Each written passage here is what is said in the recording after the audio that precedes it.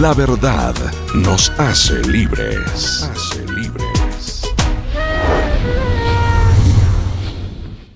Gracias por permitirnos ser parte de su vida. Esta es La Verdad nos hace libres desde el corazón de Sudamérica para Latinoamérica y el mundo. Y como todos los jueves, en instantes nada más estaremos dialogando con nuestro corresponsal desde nuestro estudio 3 en Cold Spring, área metropolitana de Nueva York, Juan Carlos Salcedo.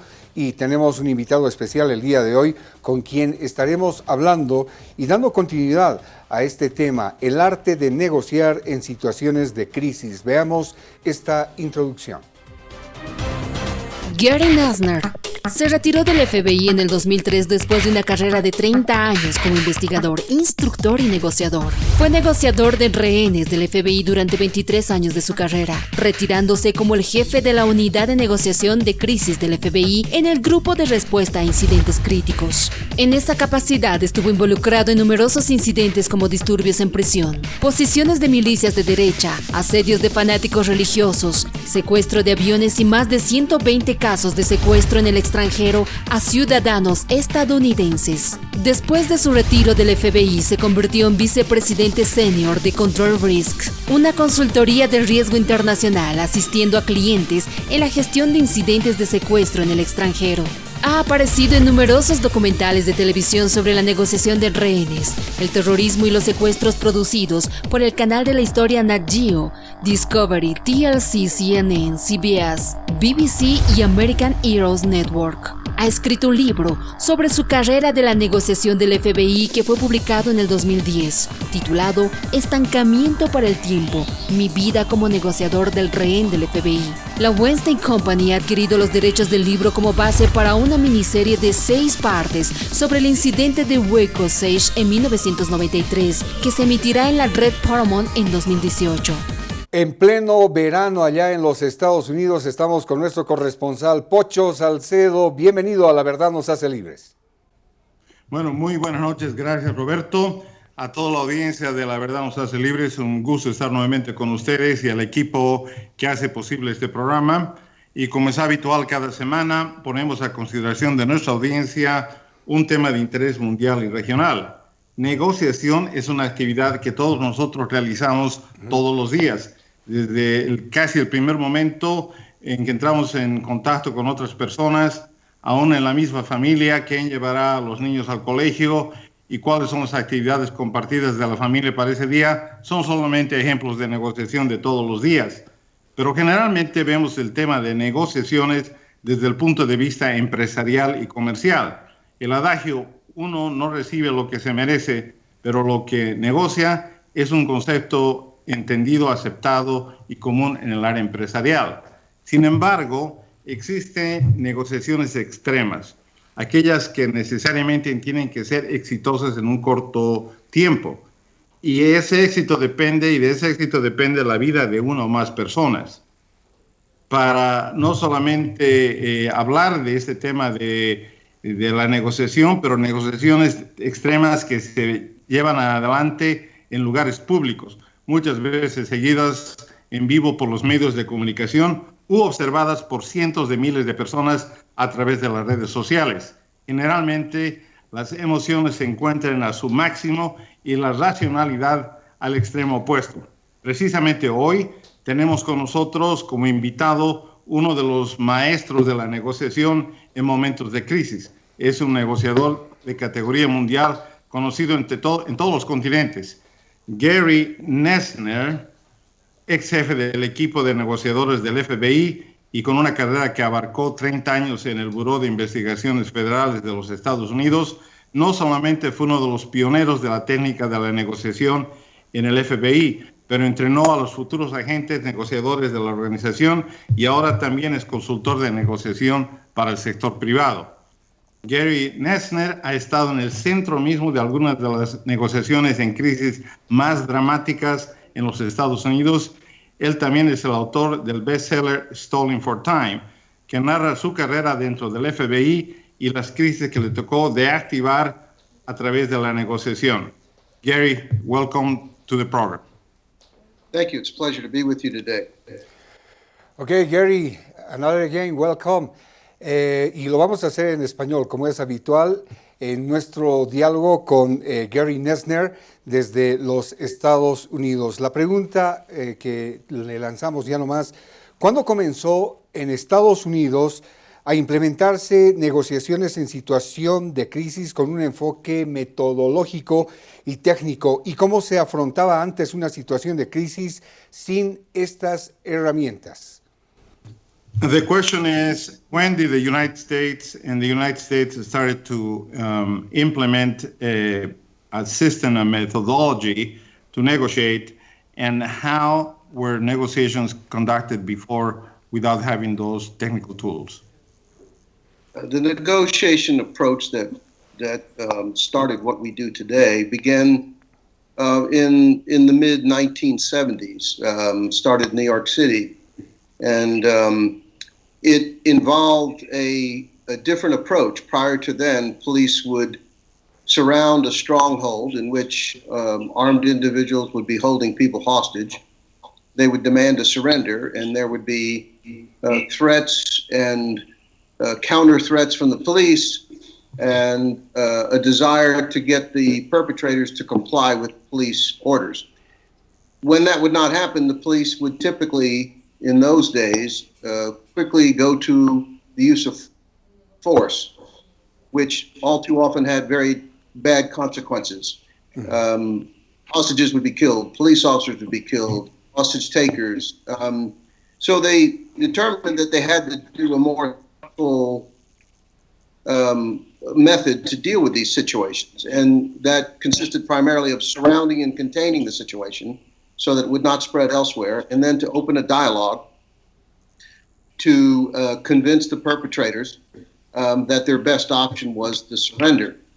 The FBI was brought aboard with this pretty quickly, and with our resources and capabilities, we're able to expand the methodology and teach it not only throughout the United States, but around the world. And if we look at today, it's probably been one of the most effective tools in all of law enforcement. Literally, thousands and thousands of lives have been saved by this more thoughtful and patient approach that police use.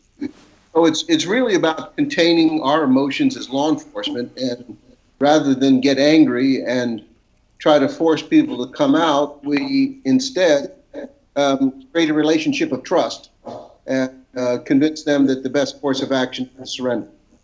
Oh, well, thank you very much. And I have a question for you.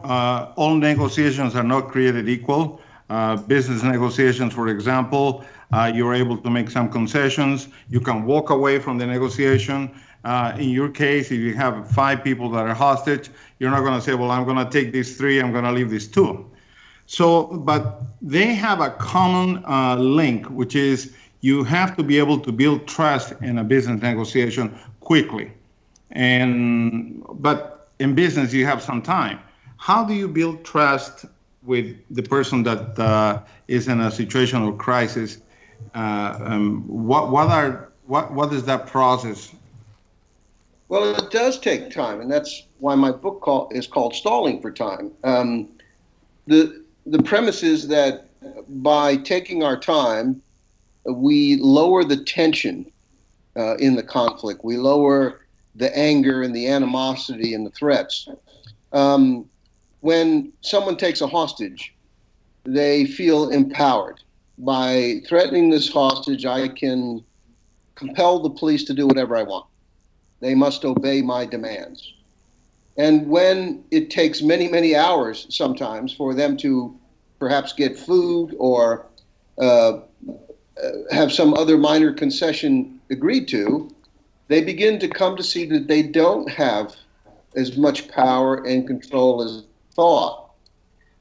And eventually they're left with 2 choices. They either cooperate with the police and comply and surrender peacefully, or they face the risk of being seriously injured or killed.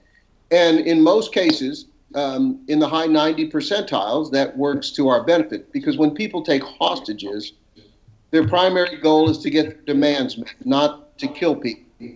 They came to the bank to get money. They came to the jewelry store to get money. They kidnapped somebody to get money. They're not there to die.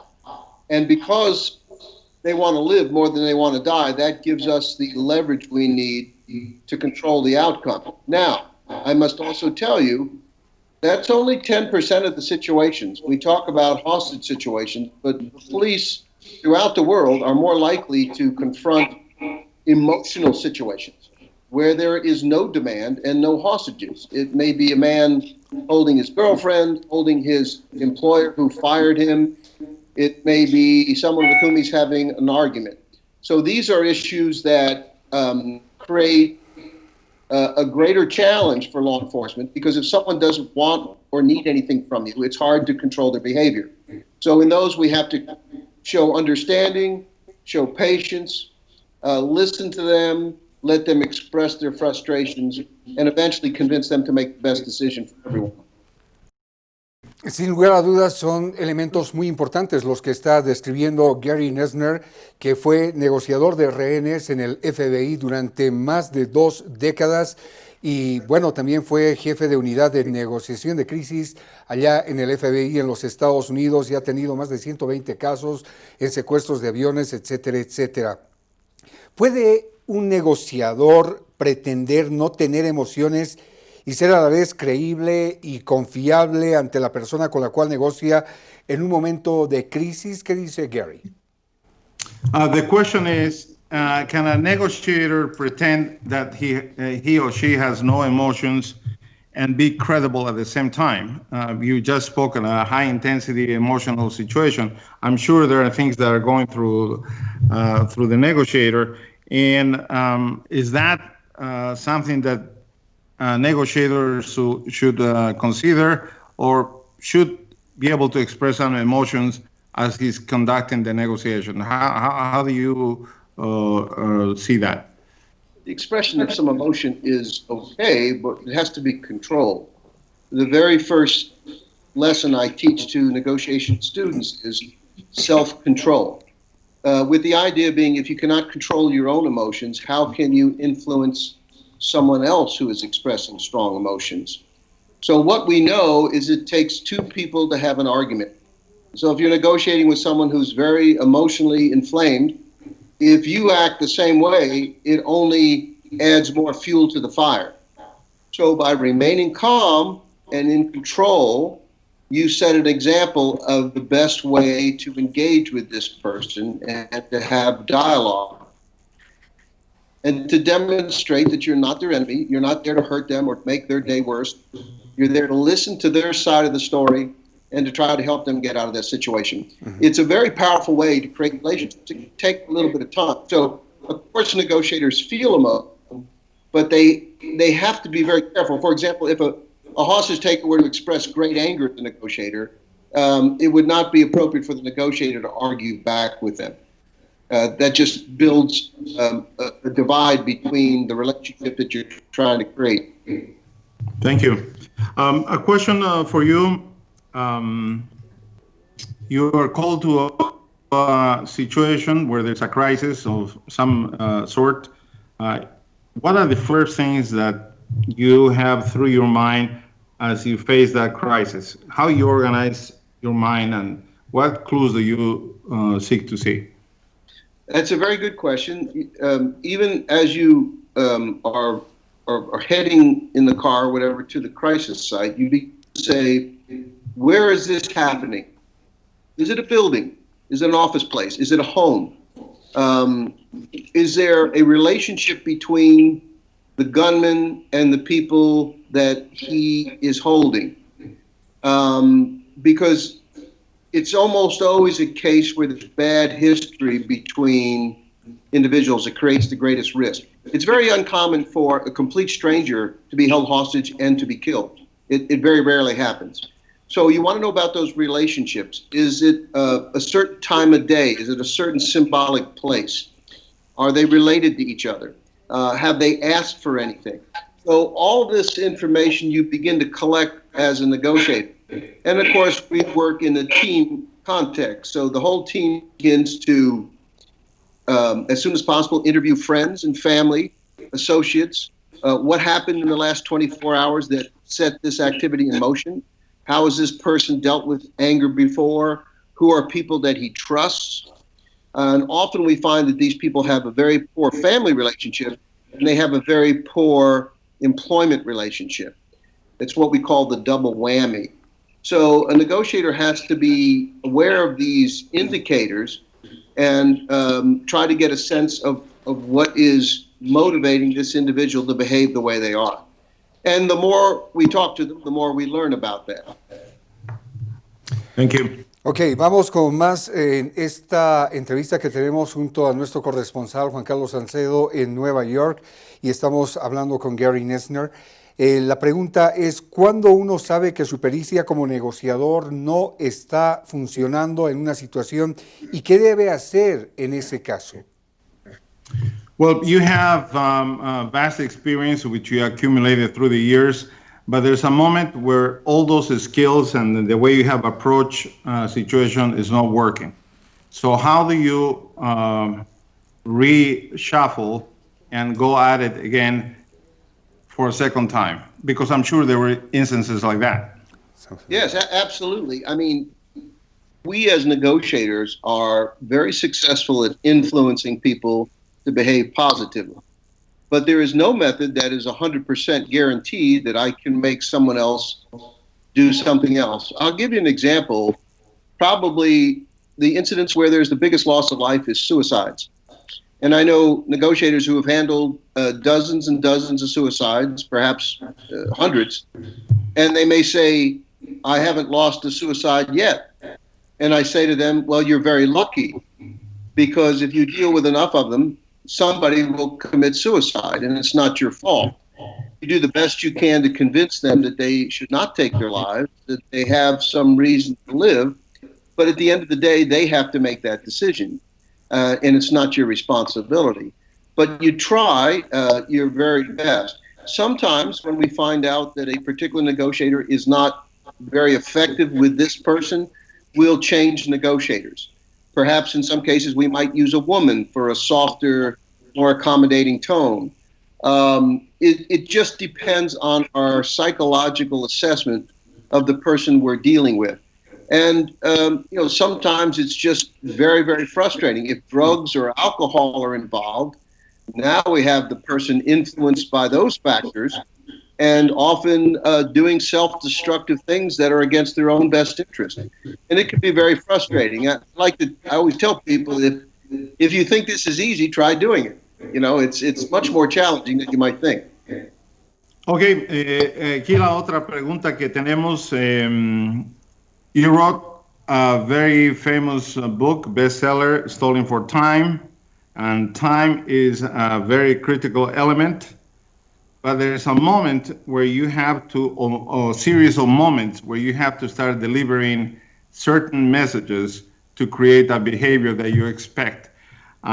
Is this one moment? There's many moments, and at what point you pull the final question, are you going to do this or not? How do you get to that point?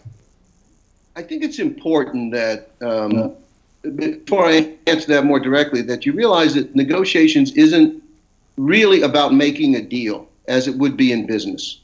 In business, let's make this agreement. I will sell you these items. You will pay me so much. I will deliver them on such and such a date. In this kind of negotiation, you can't necessarily control how long it will take. And we have to convince the individual we're dealing with that we are worthy of their respect.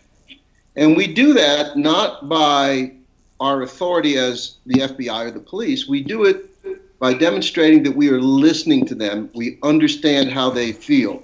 We show them genuine respect. And only through creation of a relationship, and that is the entire goal, to create a relationship. People want to work with people that they like and they trust. So in a short period of time, often with a great deal of tension and danger, we have to create a relationship of trust. And that's the real challenge for negotiators, and that's what leads to success. Very rarely do you come to a point where you say, okay, are you going to kill the hostages or not? You would never do that. You would always try to work through that. As a negotiator, you may come to a point where you say, I don't think negotiations is being successful in terms of securing a surrender. So we as the police need to think about perhaps tactical intervention. And how can the negotiator then help to facilitate that by making him a softer and easier target? But that is reserved for only a very small number of cases. Vamos con más, estamos tratando un tema realmente muy importante, el arte de negociar en situaciones de crisis, aquí en La Verdad nos hace libres. ¿Cómo se presenta, o más bien sería, cómo se compensa en este caso la falta de comunicación no verbal tan importante y se pasa a depender solo de lo que uno dice y con una inflexión de voz? ¿Y cómo se puede, o cómo puede esto ayudar a leer a un individuo en una situación de crisis? Question is, normally negotiations are carried out with the spoken word and with reading of body language. But normally negotiators in crisis have access only to a telephone, inflections of the voice, or using a megaphone. So how do you read your counterpart under those circumstances? Yeah, that's an excellent question, because you're right. A great deal of communication that takes place between human beings is what we see. It's the body language and the facial gestures. More often than not, we don't have that in a negotiation. Sometimes we do, but mostly we don't. So we have to work harder at creating these relationships by using our voice and asking questions and responding to the person in a manner that lets them know we're listening. These are the keys. There's another element I want to show you.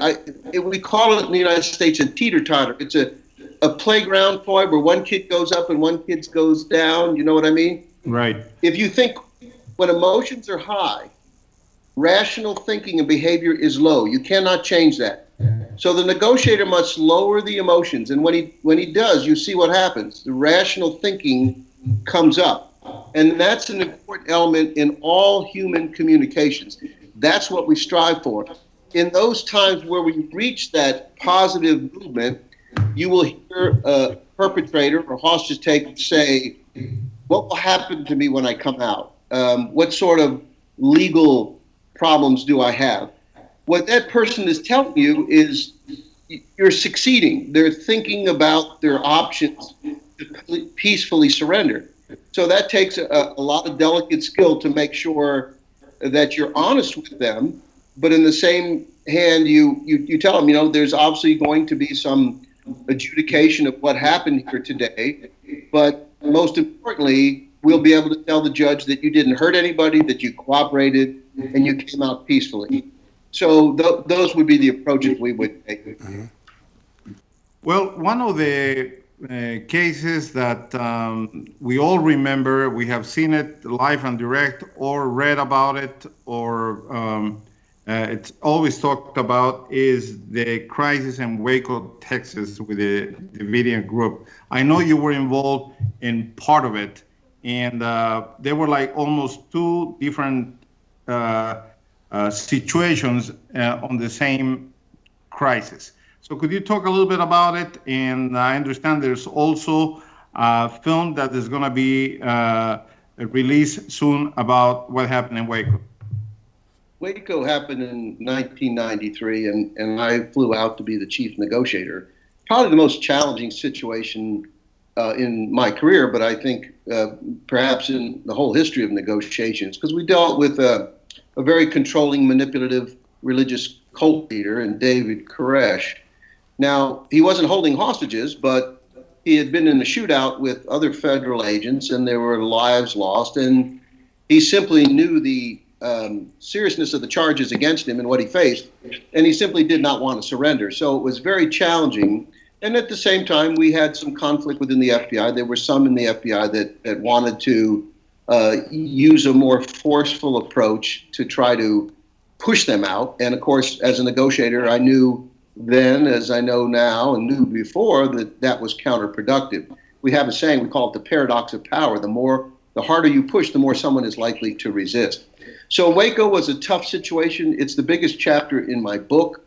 And as you mentioned, it will be a 6-part miniseries that comes out in January of next year. It's called Waco. It'll be on the Paramount Network, which is currently called Spike TV, but they're rebranding. And the actor Michael Shannon from Boardwalk Empire is playing me. And it's a really good production, and I think will tell the story very well of what happened out there. Ok, antes de cerrar este interesante diálogo junto a nuestro invitado Gary Nisner, vamos a preguntarle qué conocimientos o entrenamientos adquiridos en toda su carrera hubiera querido obtener al inicio para hacer más efectiva su profesión de negociador. Well, here's our final question. What knowledge or what experience you wish you had at the beginning of your career as a negotiator that you had at the end, that you understood, wow, this is really important? That's a great question, and I think I had some natural skills that made me successful as a negotiator, but after I'd been negotiating for a while, I began to fully appreciate that a good, successful negotiator was not so much someone that could talk a lot, but rather someone who could listen very well. And because if I'm talking to a perpetrator or a hostage taker, they don't need to learn about me. I need to learn about them. So I have to find ways to get them to tell me what's bothering them, what their concerns are, what their hopes and dreams are. And armed with that information, I can help devise a communication strategy that lets them know that we are here to help them, not to hurt them, and that the best thing for them and everyone else is to cooperate and to surrender and avoid violence. And that's the key. And again, the longer I was a negotiator, the more that valuable lesson became reinforced in practice. Queremos agradecerle a Gary Nisner, negociador de rehenes del FBI durante más de 2 décadas de su carrera. Ha sido también jefe de la Unidad de Negociaciones de Crisis del FBI, un grupo de respuesta a incidentes críticos, siendo la primera persona en ocupar ese cargo. Gracias, querido Juan Carlos Pocho Salcedo, desde Nueva York. Tus palabras de despedida. Fue un gran placer y estamos para encontrarnos la próxima semana. Gracias. Thank you very much, Gary Nisner. Thank you both very much. I enjoyed it very much. Bueno, así estamos con nuestros despachos de todos los jueves desde nuestro estudio 3 en Cold Spring, área metropolitana de Nueva York, junto a Pocho Salcedo y con temas realmente importantes. Será hasta una próxima con La Verdad nos hace libres.